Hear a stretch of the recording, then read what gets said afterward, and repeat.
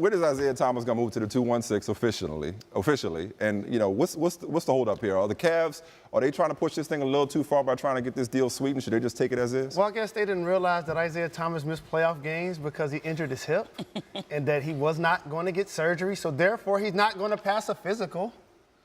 Now, you make a big-time deal like this, there's no going back. I think it does get finalized by tomorrow at 12 noon because the most important thing that has happened to me here, we're so focused on the fact that Kyrie Irving, who's had success with LeBron James and won a championship, wanted to go play on another team. He got a '1 seed. They're going to have 4 of their 5 new starters on that team with the Celtics. Yeah. So they actually improved. But you know what the Celtics told Isaiah Thomas? You're 5'9", you have a bad hip, you're older than the guy that we're trading you for. We don't want to pay you a max contract. Right.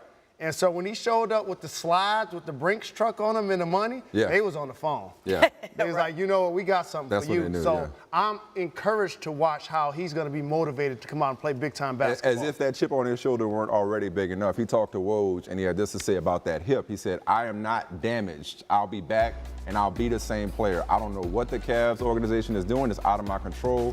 I just want to talk about what I can control, and I know that this won't be a problem into the future. More motivation whenever he comes back. Right.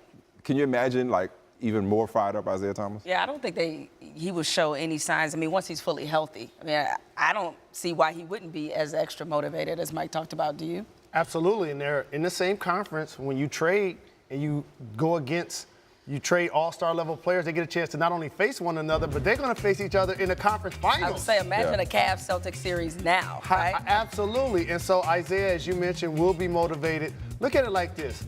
Kyrie Irving, he's a lot smoother. We acknowledge he has one of the best handles in the game, almost like a luxury vehicle, say a Mercedes-Benz. Still gets it done 25-5. Isaiah Thomas is more like a Porsche that's a stick shift. You know, he's herky-jerky, likes to stop and go. He likes to keep you off balance. Some of us ain't never drove either one, Jalen. So, and he's a lefty. And so I understand that there may be people that think because he has a hip injury that can be an issue, but I don't think it will continue to be an issue. You know what I love about it, and a lot of people, rightfully so, have poured out some sympathy. Like Isaiah Thomas deserved better, not just to be treated better by Boston given what he put out there, but also now not to have this damaged goods tag attached to him. And he always saw himself, he was on our first show, always saw himself as he could be the face of the franchise, the star, all-NBA performer. But now, once he comes back healthy, and we'll see about the money, but in the meantime, he gets to play with LeBron. Kyrie didn't want that anymore. I always thought Kyrie was tripping for not realizing how good he had it. Now Isaiah gets that with a Jay Crowder, with an improved Cavaliers team. So it might be better right now for Isaiah Thomas than it seems like in the moment. And to play on the big stage of a team that LeBron James has had a rite of passage to make it to the NBA Finals for 7 straight years. Now he may get that opportunity. He's going to be a terrific performer. He's going to put up big numbers. He's trying to get paid.